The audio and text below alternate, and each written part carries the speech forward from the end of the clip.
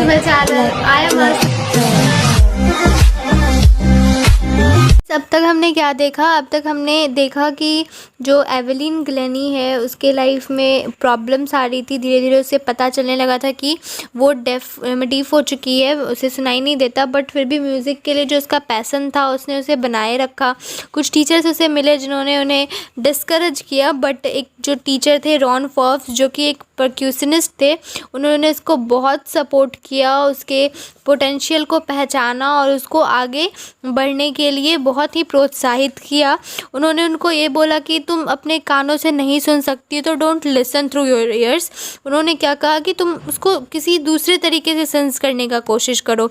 And suddenly उसको ये पता भी चलने लगा, वो ये महसूस भी करने लगी कि वो ड्रम्स के बीट को या फिर बोल सकते हो कि अलग अलग म्यूज़िक के ट्यून को या टोन को आप कह सकते हो कि वो अपने बॉडी के डिफरेंट पार्ट्स में फ़ील करने लगी। एंड फिर जब वो धीरे धीरे इसे बहुत ज़्यादा मतलब अपने वर्क को लेकर डिटरमाइन हो गई, तो उसका डिटर्मिनेशन और हार्ड वर्क उसको बहुत ऊंचाई तक ले गया। वो फिर कभी पीछे मुड़कर देखी नहीं। वो यूनाइटेड किंगडम के मतलब एक ग्रुप में बहुत जगह घूमी, मतलब यूनाइटेड किंगडम तक टूर करते हुए गई अपने यूथ ऑर्केस्ट्रा ग्रुप के साथ जब वो 16th ईयर की थी। और उसने डिसाइड भी किया कि वो अपने पूरा का पूरा लाइफ म्यूज़िक को ही देगी, म्यूज़िक में ही स्पेंड करेगी।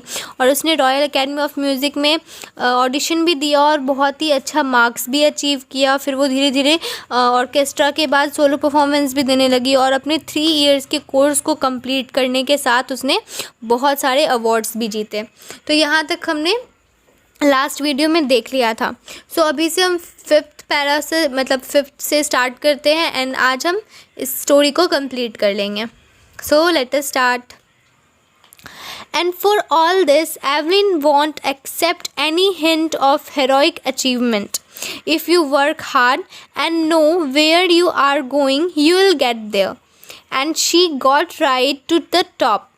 The world's most sought after multi-percussionist with the mastery of some 1,000 instruments and hectic international schedule. So, basically ये स्टेंजा, ये जो लाइन है हमारा, ये पैरा, ये क्या कह रहा है कि इन सब के लिए जो भी अभी तक इसने किया, इतने सारे जो अवार्ड्स जीते और सोलो परफॉर्मेंसेस करने लगी एंड 3 इयर्स का कोर्स कंप्लीट करने के बाद टॉप अवार्ड्स तक जीते, तो मतलब इन सब के लिए एवलिन का जो हेरोइक अचीवमेंट होता है, मतलब एक तरह से आप कहते हो कि उसके हेरोइक अचीवमेंट मतलब एक कह सकते हो कि आप जैसे कोई बहुत ही ज़्यादा स्ट्रॉन्ग और ब्रेव होता है तो उसको जो अचीवमेंट मिलती है। सो एवलिन को ये जो अचीवमेंट थी, हेरोइक अचीवमेंट, ये वो नहीं मानती थी कि मतलब मुझे कोई हेरोइक अचीवमेंट मिली, राइट। मतलब इन सब के लिए एवलिन की जो वीरता थी आप कह सकते हो, उसके लिए जो उसे उपलब्धि मिली उसका संकेत वो प्राप्त नहीं होगा। मतलब उसको कभी ऐसा लगा नहीं कि वो जो भी आपको मिल रहा है वो हेरोइक अचीवमेंट है। दैट मीन्स कि वो ये कहना चाहती है कि अगर तुम मतलब हार्ड वर्क करते हो, राइट, अगर आप हार्ड वर्क करते हो तो और आप जानते हो कि आप कहाँ जा रहे हो, मतलब किस चीज़ के लिए हार्ड वर्क कर रहे हो और वो हार्ड वर्क आपको किस वे पर लेकर जाने वाली है, तो वो जो आपकी ज़रूरत है या फिर आप कह सकते हो जिस चीज़ को पाने के लिए आप हार्ड वर्क कर रहे हो वो आपको मिल जाएगी, राइट। और उसने क्या बोला कि जो अचीवमेंट, जो कि हाइट है, जहाँ तक आप पहुँचने जाते हो, जो टॉप लेवल है, वो जो शिखर है जो आप प्राप्त करना चाहते हो, तो वर्ल्ड में ये मतलब आप कह सकते हो कि मास्टरी तो 1000 इंस्ट्रूमेंट्स पे किया जा सकता है। और वो एक मल्टी परक्यूशनिस्ट के मतलब हो गई थी। परक्यूशनिस्ट का मतलब मैंने बताया था जो तबला वगैरह बजाता है, एंड व्हेन आई सेड कि multi percussionist that means many instruments, right. तो सबसे मतलब इच्छित जो उसको ये मिला था, आप कह सकते हो कि ये शाउट की तरफ से आप बोल सकते हो जो मिला था, वो था कि 1000 इंस्ट्रूमेंट के ऊपर इतना मतलब ये हो जाना कि वो 1000 इंस्ट्रूमेंट तक बजा सकती है और साथ ही साथ ही वो इंटरनेशनल शेड्यूल में भी मतलब उसको मिल जाता है, राइट। सो मतलब उसको इतना अचीवमेंट मिल गया था, बट वो सबका क्रेडिट हार्ड वर्क को देती है एंड वो बस इतना ही कहती है कि जो हार्ड वर्क होता है ना, वो आपको ये देखना है कि आप जो हार्ड वर्क कर रहे हो वो सही चीज़ के लिए कर रहे हो और वो आपको सही रास्ते पर लेकर जा रही है, या फिर जिस रास्ते पे आप जा रहे हो उसके लिए जो हार्ड वर्क कर रहे हो क्या उतना काफ़ी है, ये देखना इम्पॉर्टेंट है। उनके हिसाब से ऐसा है, right. Now It is intriguing to watch Evelyn function so effortlessly without hearing. In our 2-hour discussion, she never missed a word. "Man with a bushy beard gives me trouble," she laughed. It is not just watching the lips, it's the whole face, especially the eyes. She speaks flawlessly with a Scottish lilt. "My speech is clear because I could hear till I was 11, she says. But that doesn't explain how she managed to learn French and master basic Japanese." So basically यहाँ पे आप देख रहे हो कि ये जो भी चीज़ थी, जो भी बोला गया यहाँ पर, ये नॉर्मली किसके बारे में बोला गया? एवलिन के बारे में बोला गया, राइट। ये जो हमारा स्टेंजा था, यहाँ 6 स्टेंजा ये कवर किया मैंने जो अभी, ये पूरा का पूरा कोई है जो बता रहा है एवलिन के बारे में, क्योंकि वो स्टार्टिंग किसे करता है? वो स्टार्टिंग करता है कि मतलब बोलते हुए कि in our 2-hour discussion, that means कि एवलिन के साथ किसी ने 2-hour डिस्कशन की। किसने की होगी? जो आपकी स्टोरी में जहाँ पे आई का यूज़ होता है, जो आई बोल के खुद को इंट्रोड्यूस करता है, वो स्टोरी का नैरेटर होता है।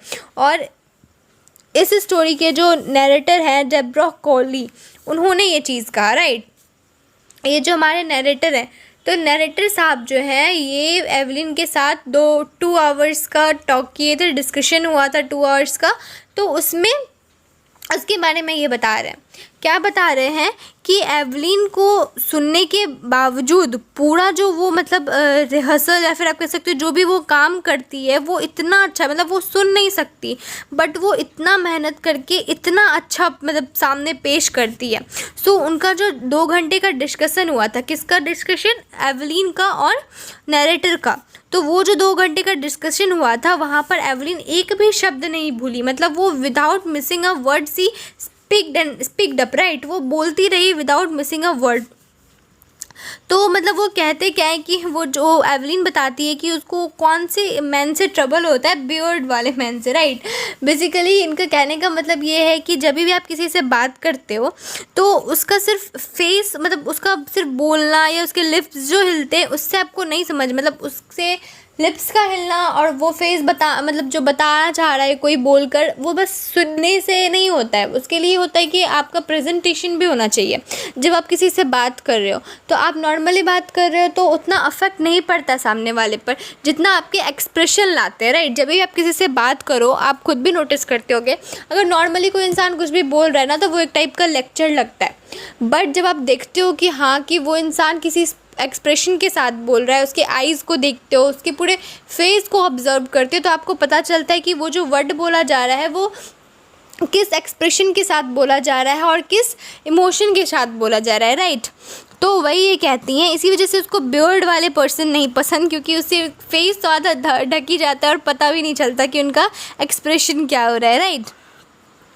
एंड और वो क्या बोलती है कि मतलब बिना किसी गलती के वो स्कॉटलैंड में, मतलब क्योंकि वो स्कॉटिश ही थी, राइट। तो वो बोलती कि मतलब मैं इतनी क्लियरली इसीलिए बोल सकती हूँ, वो एक तो वो स्कॉटिश में बात करती है एंड वो मतलब उसके बाद में स्कॉटिश टच होता है। जैसे आप जहाँ से बिलोंग करते हो, आप कोई भी लैंग्वेज बोलो उसमें आपके उस जगह का टच ज़रूर रहेगा जिस जगह से आप बिलोंग करते हो, राइट। तो वही बातें यहाँ पे भी उसकी वे ऑफ टॉकिंग आप कह सकते हो स्कॉटिश का थोड़ा टच था। एंड वो बोलती है कि मैं इतना क्लियरली इसीलिए बोल पाती हूँ क्योंकि मैं जब 11 ईयर्स की थी, 11 वर्ष की थी, तब तक मैं सुन सकती थी, राइट। तब तक मैं सुन सकती थी, इस मतलब जो सुन सकती थी तो उसका जवाब भी दे सकती थी। That's why she speak clear now also, right. तो तब क्या होता है कि वो मतलब वो ये बताती है कि जो, लेकिन ये इतना तो वो बता देती है कि वो क्यों बोल पाती है, क्योंकि पहले से वो ऐसा नहीं था कि पहले से ही नहीं बोल पा रही, वो 11 ईयर्स तक तो सुन सकती थी, इसीलिए वो यहाँ पे भी बोल पाती है। But that doesn't explain how she manage to learn French and master of basic Japanese. That means कि वो ये नहीं बता पाती है कि ये जो मास्टर बेसिक जापानीज़ और फ्रेंच जो उन्होंने सीखा था वो मतलब किस तरह से मैनेज किया होगा, क्योंकि वो एक यूथ ऑर्केस्ट्रा में ट्रैवल करती थी, राइट। एंड वहाँ पर जहाँ जगह वो घूमी तो उनको कुछ लैंग्वेजेस का भी नॉलेज हो गया था, बट उनको ये नहीं पता था कि वो मैनेज कैसे की होंगी फ्रेंच को सीखना और मास्टर बेसिक जापानीज़ भी, right. Now as for music, she explains, it pours in through every part of my body. It tingles in the skin, my cheekbones, and even my hairs. When she plays xylophone, she can sense the sound passing up the stick into her fingertips. My leaning against my drums, she can feel the resonance flowing into her body. On a wooden platform, she removes her shoes so that the vibration passes through her bare feet and up her legs. तो वो क्या बताती है कि जहाँ तक music की बात है, वो बताती है कि उसका पूरा जो बॉडी का पार्ट है वो एक तरह से उसको उसी में, मतलब वो कहती है कि म्यूज़िक उसके पूरे बॉडी के पार्ट में बहता है, राइट। उसके पूरे शरीर का हिस्सा ही है म्यूज़िक, राइट। उसका जो स्किन है उसमें क्या होता है, टिंगल्स होता है। That means टिंगल्स you can say, जब आप किसी को मतलब क्या करते हो, गुदगुदी लगाते हो, या फिर आप कह सकते, मतलब एक तरह से वही होता है। तो उस चीज़ का उसको आप सनसनाहट कह सकते हो, वो इंक्रीज़ होने लगता है, राइट। उसकी चीक बोन्स मतलब जो चीक होती है, आपकी जो गाल है उसमें जो हड्डियाँ होती है उसके बारे में, तो उस चीक बोन्स में या हेयर, मतलब कि बॉडी के एक एक पार्ट में वो म्यूज़िक को फील करती है, राइट। जब वो मतलब ज़ाइलोफ़ोन बजाती है तब क्या होता है कि उसका जो आवाज़, मतलब वो जो जिस स्टिक की हेल्प से बजाती है, वो स्टिक को जो जिस हैंड में पकड़ती है, उस हैंड के जो फिंगर्स होते हैं उसके टिप्स पर, फिंगर टिप्स पर, राइट। फिंगर टिप्स क्या हो गया, अब ऐसे ड्राइंग तो उतनी अच्छी बनती नहीं, but I will try my best, okay. अब ये मान लो जो भी, मतलब पूरा फिंगर नहीं, बट ये मतलब फिंगर्स है, तो ये जो मतलब ये नेल्स पे बना दूँ मैं, थोड़ा अजीबोगरीब, एनीवेज। तो ये जो ऊपर वाला पार्ट है ना, ये होता है फिंगर टिप्स, राइट। ये जो जगह होती है, तो फिंगर टिप्स पे वो जो स्टिक पकड़ती है ज़ाइलोफ़ोन के लिए, वो जो स्टिक का यूज़ करती है, राइट। ये जो स्टिक होगा, उस स्टिक का जो वो यूज़ करती है, जैसे मान लीजिए ये कोई स्टिक है ऐसे, तो उस स्टिक का जिस यूज़ करती है वो प्ले करने में ज़ाइलोफ़ोन, तो वो उसके फिंगर टिप्स पे फील होता है, राइट। उसका म्यूज़िक का जो वो जब वो बजाने लगती है तब उसके फिंगर टिप्स से लेकर के उसके टॉप तक वो एहसास होता है। और जब वो ड्रम का आवाज़ गूंजता है ना, जब वो ड्रम बजाने बैठती है, तो उसको भी वो फील करती है अपने मतलब बॉडी में, एक एक पार्ट में उसको फील होता है। जब भी वो वुडन प्लेटफॉर्म पे, कह सकते हो वुडन प्लेटफॉर्म, दैट मीन्स कि लकड़ी का कोई स्टेज जो होता है, राइट, जब उस पर जाती है ना, तो वो अपने शूज़ निकाल देती है ताकि जो वाइब्रेशंस पैदा होंगी वो उसके पैर पे टच होगी, उसकी फीट पर टच होगी, एंड तब वो फील कर पाएगी म्यूज़िक को, right, as the music pours in her body, right. Now not surprisingly, Evelyn delights her audiences. In 1991, she was presented with the Royal Philharmonic Society's prestigious Soloist of the Year award. Says master percussionist James Blades, God may have taken her hearing, but he has given her back something extraordinary. What we hear, she feels far more deeply than any of us. That is why she expresses music so beautifully. Now, क्या बोला जाता है कि not surprisingly, मतलब इसमें कोई भी हैरान होने वाला बात नहीं है कि अक्सर क्या करती है, अब आप बोलो कि हमेशा ही एवलिन क्या करती है, उसके जो भी ऑडियंसेस होते हैं उनको खुश कर देती है। वो इतना अच्छा म्यूज़िक बजाती है कि वो खुश कर देती है, राइट। अब क्या बोला जा रहा है, 1991 के बारे में बोला जा रहा है कि क्या होता है कि 1991 में उसको एक अवार्ड दिया गया था। कौन सा award? Royal Philharmonic societies of the year, right, prestigious soloist of the year award, right. तो जैसे यहाँ पे रॉयल अकेडमी था ना, उसी तरह से एक रॉयल फिलहार्मोनिक सोसाइटी है जिसमें सोलोइस्ट जो सोलो परफॉर्मेंसेस करते हैं और जो मतलब बेस्ट सोलो परफॉर्मेंस देते हैं उनको दिया जाता है ये अवार्ड। तो ये अवार्ड किसको दिया गया? एवलिन ग्लेनी को दिया गया 1991 में। तो वहाँ पे एक परक्यूशनिस्ट थे। कौन थे परक्यूशनिस्ट वहाँ पे?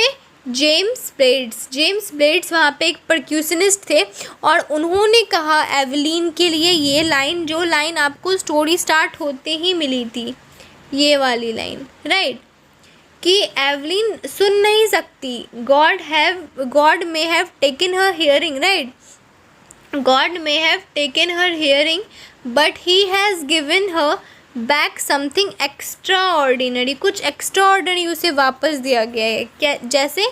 जैसे कि what we hear she feels far more deeply than any of us, right. आप अगर अपना फर्स्ट पेज पर जाओ, राइट, फर्स्ट पेज पर जाओ तो यहाँ देखो स्टार्टिंग पॉइंट पे आपके पास यही चीज़ है जो मैंने स्टार्टिंग में आपको बताई थी कि God may have taken her hearing but he has given her back something extraordinary, what we hear she feels far more deeply than any of us, that is why she expresses music so beautifully. यही चीज़ मैंने आपको starting में भी समझाई थी और मैं भी यहाँ पे भी आपको ये चीज़ समझा रही हूँ कि गॉड ने उसे भले ही, मतलब ये कौन रहे हैं, जो परक्यूशनिस्ट हैं जेम्स ब्लेड्स, वो कह रहे हैं कि गॉड ने भले ही क्या किया है कि उसका हियरिंग पावर ले लिया, राइट, बट उसको कुछ उसको रिटर्न में कुछ एक्स्ट्रा ऑर्डिनरी चीज़ दी है। क्या? कि जो हम लोग जो हम लोग सुनते हैं ना वो फील करती है, राइट, एंड कोई भी इंसान जो सुनकर इतना नहीं कर सकता वो फील करके, लिसन ना, आप कुछ चीज़ सोचो ना, एक बार सोचो कि जो म्यूज़िक होता है, हम लोग सुनते हैं म्यूज़िक, बट ऐसा तो नहीं है कि हर कोई जो म्यूज़िक सुनता है वो उतना ही अच्छा उसको बजा भी ले, उतना ही अच्छा उसको सामने वाले को पेश करके दे, but if we think about Evelyn, she can't hear, right, वो सुन नहीं सकती, बट वो म्यूज़िक को अपना लाइफ बना चुकी है, राइट, वो म्यूज़िक को इतना अच्छा से प्रेजेंट करती है, दैट मीन्स कि उसके पास हियरिंग पावर नहीं है but she has something extraordinary and that is the feeling of music, right, वो म्यूज़िक को फील करती है, उसके वाइब्रेशंस को फील करती है, as he said as earlier that music pours into her body, right, वही चीज़ है। Okay, now Evelyn confesses that she is something of workaholic. अच्छा, वर्कहॉलिक क्या होता है? एवलिन अपने बारे में बताती है कि वो है क्या, some time of workaholic. Workaholic का मतलब क्या होता है कि आप ये कह सकते हो कि जो इंसान मतलब काम के लिए ही हो, राइट, अगर मतलब उसको काम नहीं किया जाए, जैसे यहाँ पर आपको दिया हुआ है ये वर्कहॉलिक का, a person who finds it difficult to stop working, that means जो काम के लिए बहुत उत्सुक रहता है, मतलब अगर उससे ये कहा जाए कि तुम ये काम ना करो तो, या फिर आप कह सकते हो कोई इंसान जिसको पूरे दिन काम ना दिया जाए, वो काम तो उसके लिए बहुत डिफ़िकल्ट हो जाएगा वो स्टॉप करना काम को। तो एवलिन खुद को वर्कहॉलिक मानती है, उसे काम करना बहुत पसंद है। Okay, now I have just got to work, often harder than classical musicians, but the rewards are enormous. Apart from the regular concerts, Evelyn also gives free concerts in prisons and hospitals. She also gives high priority to classes for young musicians. Anne Richlin of the Beethoven Fund for Deaf Children says, she is a shining inspiration for deaf children. They see that there is nowhere that they cannot go. So, यहाँ पे क्या बोला जा रहा है कि Evelyn अपने आप को बताती है कि वो क्या एक सम काइंड ऑफ वर्कहॉलिक है एंड उसको ऐसा लगता है कि she is got to work, right, उसको वर्क ही करना है, वो वर्क के लिए ही है, वो मतलब बैठे नहीं रह सकती। दैट मीन्स कि उसको हमेशा लगता है कि काम है, वो कहते हैं ना जो किसी चीज़ का आदी होता है, तो ये काम की आदी है, राइट। और वो क्या बोलती है कि वो अक्सर ही जो पुराने सिंगर्स होते हैं, राइट, पुराने जो भी सिंगर्स थे, जो क्लासिकल म्यूजिशियंस थे, उनसे अधिक मेहनत की है इसने, राइट, क्योंकि नॉर्मली क्लासिकल म्यूजिशियन, इसको तो आप जानते हो ना कि कितना प्रॉब्लम फेस करना पड़ा था, इसी वजह से वो कहती कि वो क्लासिकल म्यूजिशियंस जो थे, ओल्ड क्लासिकल म्यूजिशियंस, उनसे ज़्यादा वर्क हार्ड किया, इन्होंने हार्ड वर्क किया, राइट, बट इसके मतलब परिणाम, रिजल्ट्स भी बहुत ग्रेट आए हैं। जैसे कि मतलब वो बताती है कि जितने भी क्लासिकल सिंगर्स थे वो उससे ज़्यादा मेहनत की है एंड यू नो कि उनको कितने टॉप अवार्ड्स भी मिले हैं एवलिन ग्लैनी को। तो वही ये कहती हैं कि मुझे इसके रिजल्ट्स भी अच्छे मिले हैं। नॉर्मल जो म्यूज़िक होता है, राइट, मतलब कॉन्सर्ट जो ये दे दी थी, apart from the regular concert, normal concerts के अलावा भी एवलिन क्या करती थी, जेलों में, प्रिजन्स में और हॉस्पिटल्स में क्या करती थी, फ्री में कॉन्सर्ट करती थी, राइट, फ्री कॉन्सर्ट देती थी। कहाँ पर, अपना प्रिजन्स यानी जेलों में और हॉस्पिटल्स, दैट मीन्स अस्पताल में भी क्या करती थी, फ्री कॉन्सर्ट देती थी अपना।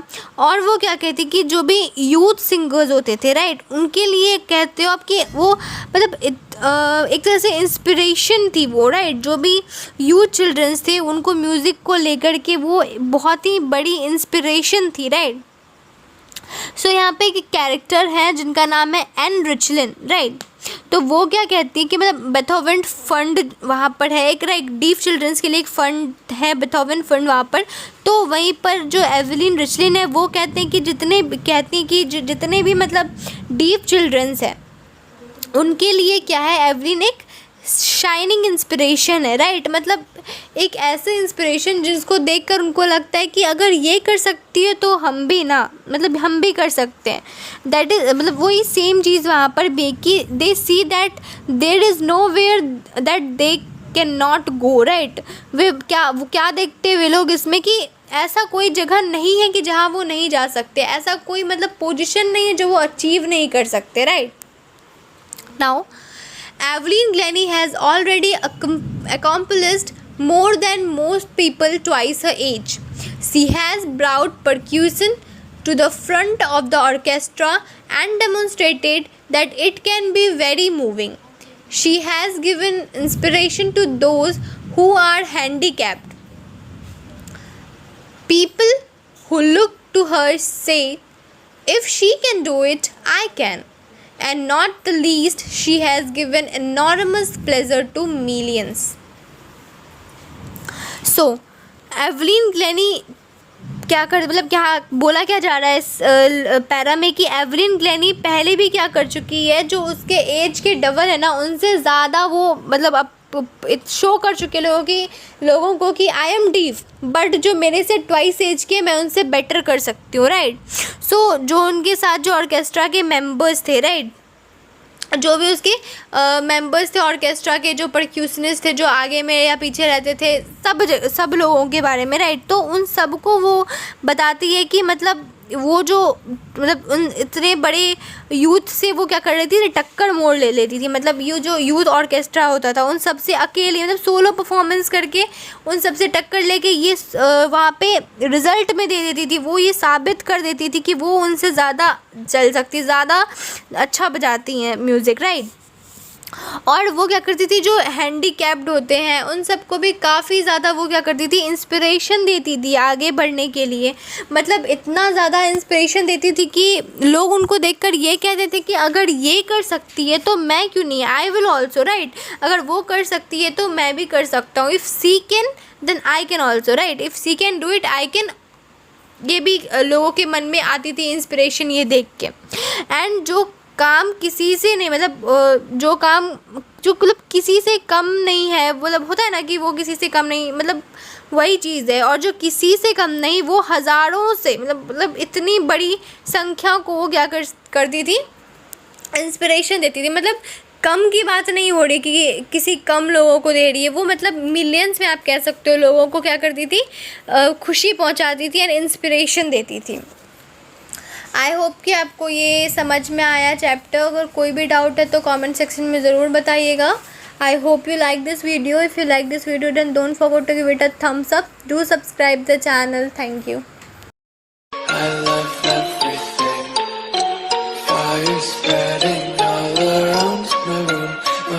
So bright, it's hard to breathe, but